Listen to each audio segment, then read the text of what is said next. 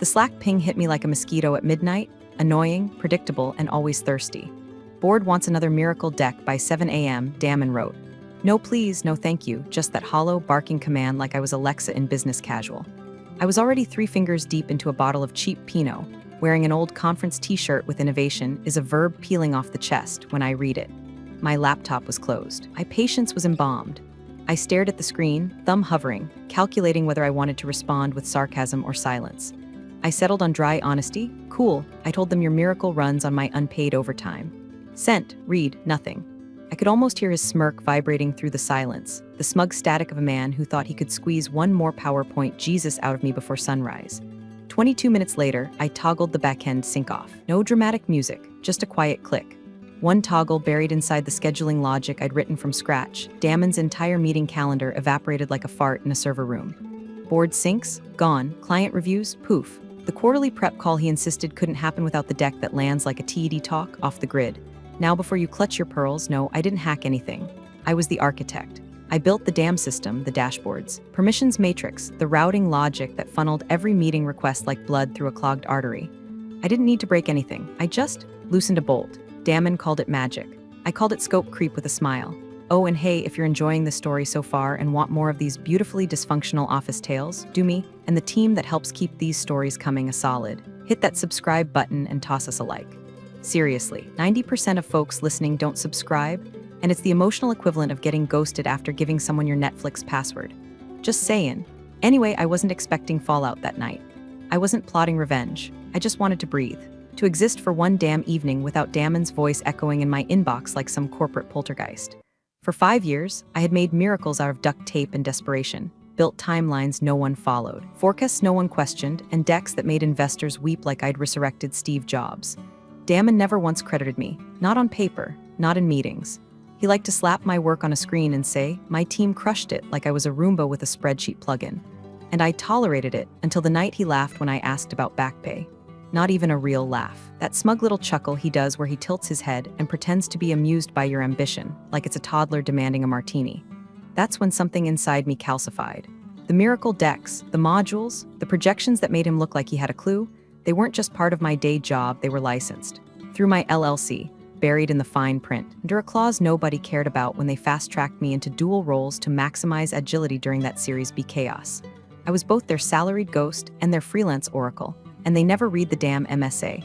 So when I flipped the switch on his calendar, it wasn't sabotage. It was reclamation. A gentle reminder that maybe, just maybe, you shouldn't build your empire on unpaid overtime and stolen credit. Damon thought the miracles would keep flowing, but I wasn't the faucet, I was the plumbing, and the pipes just groaned. The silence after the sync toggle was deafening. No follow-up, no apology, just the distant hum of corporate oblivion, unaware that the glue was peeling. I poured another glass. My cat jumped into my lap. The Slack icon lit up again, but I didn't check it. Let him sweat. Flashback 3 years, I was still dumb enough to think startups run on hustle was something to be proud of. Back then, Helix Nova was all duct tape and VC adrenaline. No real infrastructure, just buzzwords in an echo chamber. Damon hired me as director of strategy, which at the time translated loosely to fix everything no one else understands, and maybe also run the ops meetings when I'm wine tasting in Napa. I didn't blink. I was good at turning mess into motion. Timelines, forecasting, OKRs, growth metrics, if it had a number. I could bend it into a story that made board members salivate, and investors throw money like it was an open bar. But none of the internal tools worked. We were running off a Slack channel and a prayer. So I built the damn system myself. And when I say I built it, I mean from scratch. Forecasting dashboards in Tableau, automated investor decks via Notion and Google Sheets scripts, integration layers duct taped into our CRM. None of it came from IT. They were too busy trying to figure out why the CEO's Gmail said 404 not found. I spun it all up under my LLC, JLK Strategy Group, because Helix Nova didn't want to formalize me as a contractor. Too complicated for payroll, Damon had said, waving it off with that smug CEO nonchalance like it was beneath him to know how taxes worked. So legal, trying to stay agile. Proved a hybrid model. I'd be a W-2 for internal work, and my external deliverables, things that hit clients or board members, would be contracted through my LLC. Same woman, 2 hats, 0 credit. They thought they were saving money. I thought I was being clever, and for a while I was proud. I'd get emails from investors quoting lines from my decks like scripture. I watched Damon parrot my insights on earnings calls, basking in applause while I sat muted on Zoom with coffee stains on my hoodie. I told myself it didn't matter, that I was the silent force. the spine, the glue, but glue gets taken for granted. They don't see you holding the frame together until the whole wall caves in. Damon never once asked how the dashboards worked.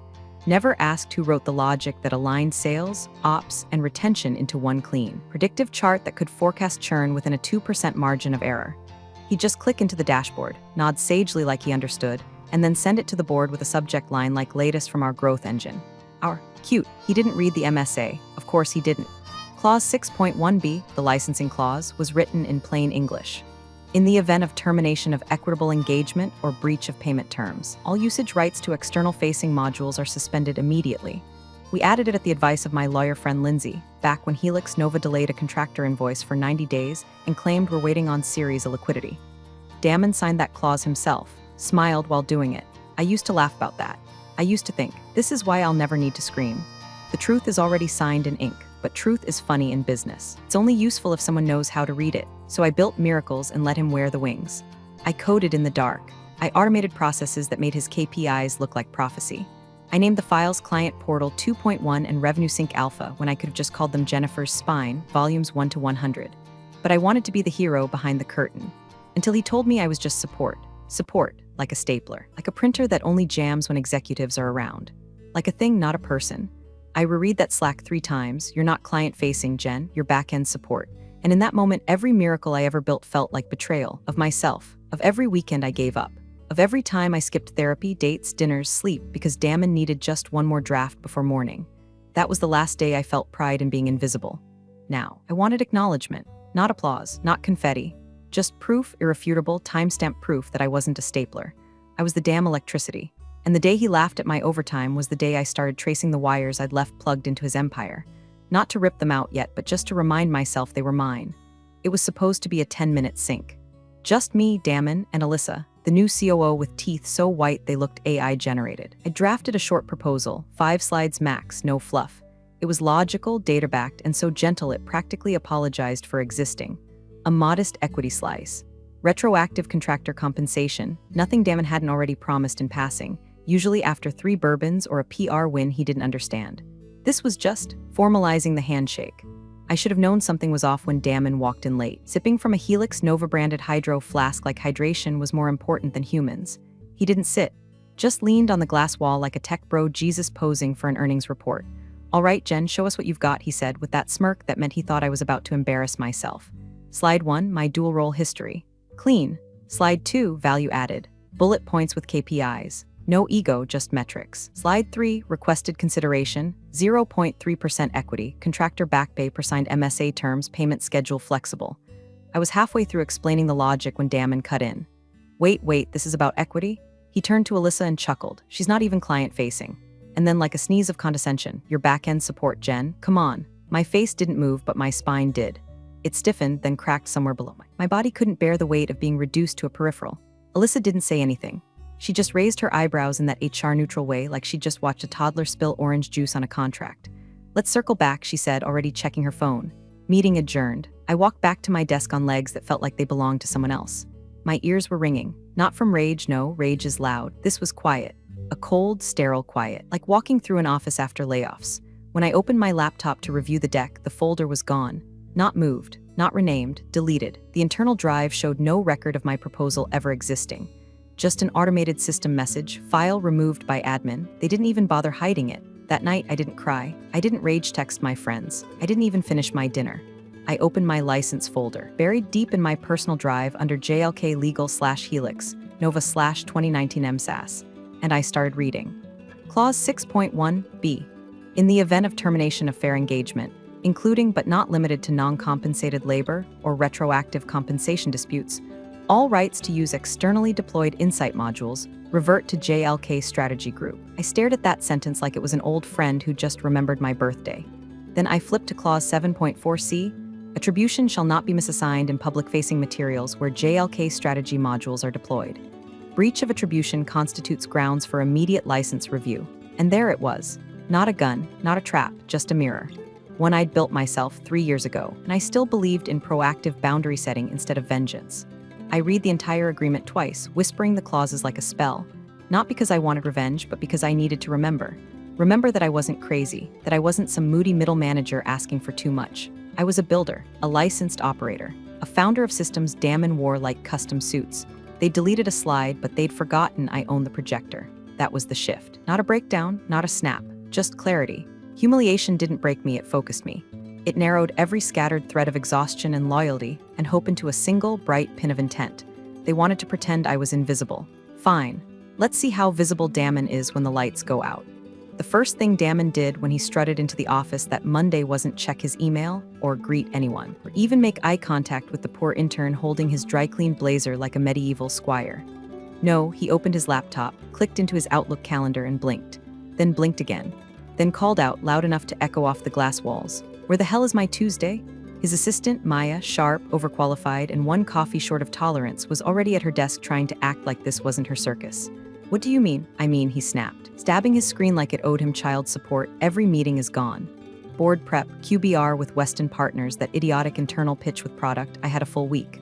Now it's blank, blank." Maya rolled over in her chair. "Did you change sync settings? Why the hell would I change anything?"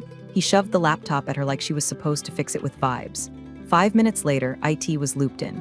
20 minutes after that, 3 engineers were digging through logs trying to find the ghost in the system. No one could explain it. No crashes. No phishing attempts, no account breaches, just nothing.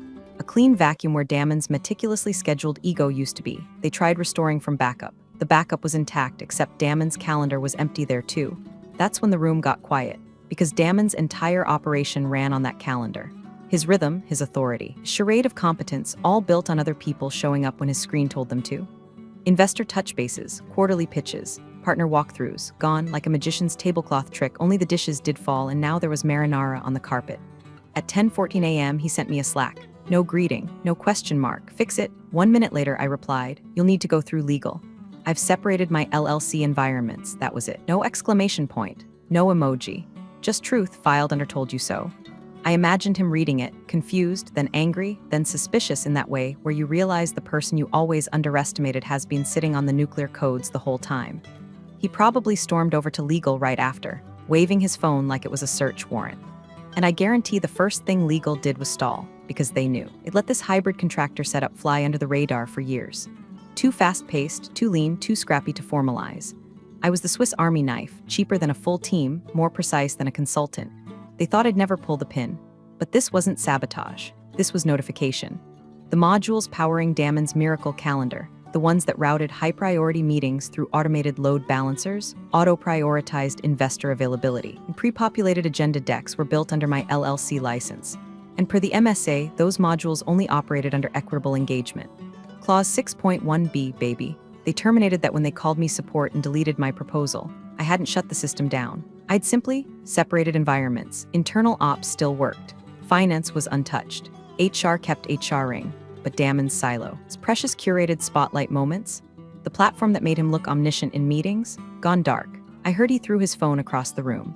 I heard Meyer asked for the rest of the day off. I heard, though no one confirmed, that Damon yelled at the CTO, who then scheduled a strategic sync with legal that somehow lasted 3 hours and ended with the CTO going mysteriously quiet in Slack for the rest of the week.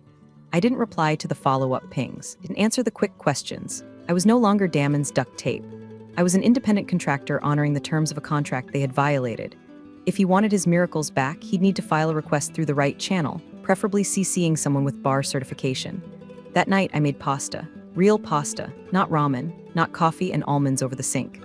I sat down with a glass of wine and watched the clock tick past 9 p.m. The hour Damon usually slacked me with some urgent fire drill that only existed in his brain.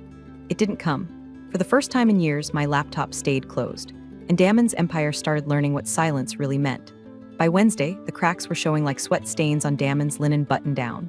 The ops team was 10 hours behind on deliverables. The board slide deck still looked like a high school group project, mismatched fonts, missing numbers, no trendline integrity. Sales was panicking because the pipeline tracker, my pipeline tracker, wasn't populating. The formulas weren't broken, they were simply absent. Damon had never asked how they worked. He just assumed the system auto-fed from the cloud, like Moses but with Google Sheets. Every morning, Maya refreshed his calendar and sighed louder. She tried to rebuild manually, pulling meeting data from emails and scribbled notes. It was like reconstructing a sandcastle after high tide. One investor actually showed up to the wrong Zoom and ended up getting pitched by our UX intern for 20 minutes before realizing Damon wasn't coming. Then came the kicker. Weston Partners, our biggest whale client, the one we flaunted in every pitch deck like a trophy wife, called Damon directly. Where's Jennifer? That was the first thing they asked. Damon blinked. She's out sick. Medical leave. Nothing serious. The lie snapped out so easily, so confidently, I almost respected it.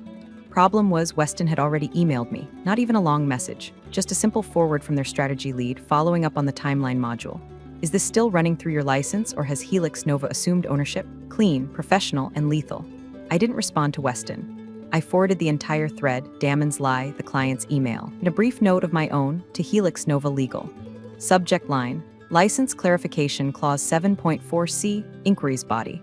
As Weston is a direct beneficiary of JLK modules, I'd like to confirm how Helix Nova would prefer I respond. Please note the attribution clause in our current MSA regarding client-facing interactions and IP ownership.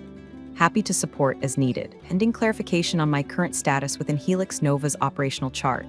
Best, Jennifer Lane Keller. That was it. No threats, no chest pounding. Just a polite reminder that someone had read the contract. Someone had receipts, and someone wasn't in the mood to clean up after another man's lie. Legal didn't reply immediately, which meant they were busy building a parachute for a man who'd already jumped. Damon, meanwhile, was spiraling like a Roomba in a stairwell. He started showing up to meetings unprepared, then skipping them altogether. Reports trickled in late, riddled with errors. The product team flagged 3 misaligned timelines, one of which caused a missed delivery date for a mid-size account in Boston, an account I used to personally manage during my support days. The office, once powered by my invisible systems, was starting to slow like a city in blackout. The fancy espresso machine still whirred. The kombucha still flowed. But the engine, the actual coordination, the heartbeat beneath the slides and sinks and investor dog and pony shows was quiet.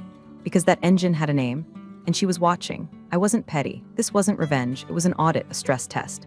A legally sanctioned demonstration of who ran what and what happened when she stopped. It felt good, not vengeful, not smug, just right. Like setting a crooked picture frame straight after years of walking past it sideways. I found myself sleeping better, cooking more. I even cleaned out the closet I'd been ignoring since lockdown. I wasn't worried. Damon was making all the noise for me, unraveling faster than I ever could have scripted. My silence was louder than anything I could have said. And the best part? They still hadn't figured out the full extent of what I owned. The dashboards were just the tip. The forecasting engine, the prioritization logic, the stakeholder alignment matrix, all the things they'd casually labeled internal plumbing, were still running under JLK's license. Still mine, still mapped to a kill switch I hadn't even touched yet. Power, I realized, isn't about controlling people. It's about knowing what happens when you stop. The email came in at 3:42 p.m. on Thursday, subject line, Request for Licensing Clarity Internal Systems Inquiry. The sender? Amelia Soto, Associate Counsel at Helix Nova Legal. I'd only ever interacted with her twice before, once during onboarding, and once when she accidentally sent me someone else's NDA. Both times, she treated me like a polite ghost. Now, I had her full attention. Her message was buttoned up but twitchy, like a dog trying not to bark. Hi Jennifer, we're conducting an internal review of Helix Nova's usage rights regarding certain operational modules. Do you please clarify the current schema for your LLC's licensing terms, especially as they pertain to any systems integrated pre-2022? Additionally, we'd appreciate any documentation related to client-facing materials and attribution guidelines. Best, Amelia Soto, Associate Counsel, Helix Nova Translation. Damon's in freefall, and legal is building him a parachute with duct tape and prayer. I didn't rush. I finished my coffee, took a walk around the block, gave the cat a new name just for fun, corporate karma. Then I sat down, opened my "Oh, they finally noticed" folder, and composed my reply. I didn't bloviate, no grand monologue, just 3 clean attachments, a PDF copy of the signed Master Services Agreement from 2019 with digital timestamps, a version history of JLK modules deployed inside Helix Nova's infrastructure, including push logs, IP addresses, and code commit hashes, a 1-sentence email.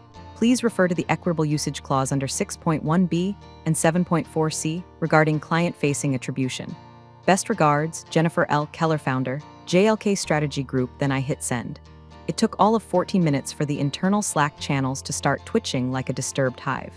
I wasn't in them anymore, obviously. Friends still inside sent screenshots. One thread had Damon writing, "Wait, is this real? We OWN those modules, right?" Followed by legal replying, "The documentation suggests otherwise." Another showed him privately messaging Amelia, "Are you seriously saying we violated licensing just because of some naming error?" To which she replied, "It's not a naming error if the attribution clause was signed and the modules remain externally licensed. You need to proceed carefully." Carefully? That's corporate for you, done messed up, sir. By sunset, Damon had turned his office into a command bunker. glass walls papered with sticky notes, whiteboards filled with arrows pointing to question marks. Reports say he called in 3 senior engineers, 2 product managers, and even tried to get the CTO to backdate internal architecture logs. The CTO wisely declined. Quietly, he started asking questions he should have asked 3 years ago. What does JLK control? What happens if she revokes access? Why did no one flag this earlier? He tried blaming Maya, then legal, then me. He called it sabotage, but you can't sabotage what you own. I didn't revoke anything. I didn't touch a single line of code. I simply responded with the truth. And that truth carried weight, signatures, and time-stamped receipts. It wasn't drama. It was documentation. I knew the unraveling would accelerate from here. The board would catch wind. Clients would whisper. The cracks weren't just showing, they were groaning. Damon, for all his noise and chest puffing, had no control. He didn't know what ran the miracle machine. He just knew how to present the output. And now the input was asking questions he couldn't answer. He wasn't cornered yet, but the walls were moving. The board meeting began at 9 a.m. sharp. Damon wasn't in his seat. His name sat alone on the virtual conference room panel like a ghost that hadn't gotten the memo. The official excuse circulating the Zoom chat was technical difficulties. The unofficial reason, whispered between muted mics and side eyes, was that Damon was currently locked in a corner office shouting at a printer that hadn't worked since Q2. At 9:06, my Zoom window lit up. Jennifer Keller, external consultant. Read the label beneath my image. I was sitting in my living room, hair clean, sweatshirt soft, coffee hot, calm. The opposite of whatever was happening over at Helix Nova HQ, where I imagined Damon was refreshing Slack like it owed him money. The chair cleared his throat. Miss Keller, thank you for joining. We understand you've prepared some material. I smiled politely, toggled screen share, and let silence do the heavy lifting. Slide 1, Product Dependencies. Clean chart, simple and damning. It outlined which internal functions depended on JLK modules. Forecasting, client segmentation, priority routing, automated deck generation. Over half of Helix Nova's agility layer was highlighted in red. Slide 2, License Attribution Map. A visual of the original license schema. My LLC, timestamped, deployed, signed, followed by a layered overlay showing usage drift, where Damon had expanded internal access beyond scope, used my modules in client demos without credit, even white-labeled 2 of them during a Series C roadshow. The slide included email headers with my name cut from final decks. Slide 3, Estimated risk due to license violation. 3 risk tiers, internal ops, moderate disruption client-facing modules, high risk of breach of contract investor materials, severe liability pending misattribution audit. I didn't read from a script. I didn't over-explain. I clicked, waited, sipped my coffee. Let the panic settle in their bones. A few board members shifted in their seats. One muted to whisper something off camera. Another typed rapidly, likely to legal. Finally, a woman named Arundhati, only board member who'd ever remembered my name, leaned forward. So she said, her voice low but clear, "You're the one who built all this?" I nodded once, and who still owns it? Another nod. Silence again. Then someone coughed. The chair tried to recover. "And you're not currently under formal engagement with Helix Nova?" "No," I said. My engagement ended the moment my contributions were misattributed, and my compensation request was deleted without review. Wasn't bitter, just factual. I might have been reading from a weather report. "Is it recoverable?" Another board member asked cautiously. "The modules, I mean. With proper contract renegotiation, yes. I would need to review retroactive usage and calculate late fees per clause 6.1b. And if we don't renegotiate, then I recommend a full system decoupling. I can provide a transition plan." They didn't like that. The slide deck may as well have been a loaded gun on the table. Still no sign of Damon. Rumor was he'd locked himself in the analytics war room, trying to brute force a calendar rebuild from exported CSVs. He hadn't realized that removing the visible pieces didn't erase the source code. He was trying to reboot a machine with no power source, no license, and no roadmap. "Can we speak candidly?" Arundhati said, glancing at the chair. A few hesitant nods. "Been operating under our nose for years, haven't you?" I smiled again, thin and quiet. "I've been keeping things running, and Damon?" I tilted my head like the results, didn't ask about the wiring. That landed like a shot. A few mouths twitched. No one laughed. The chair exhaled through his nose. "We'll need time to review." "Of course," I said. And then I ended the screen share. The silence that followed was the kind no one wanted to break, not even out of courtesy. Because the person they'd overlooked, dismissed, minimized, ghosted in Slack threads and investor dinners was now the only one holding the blueprint. And she wasn't raising her voice.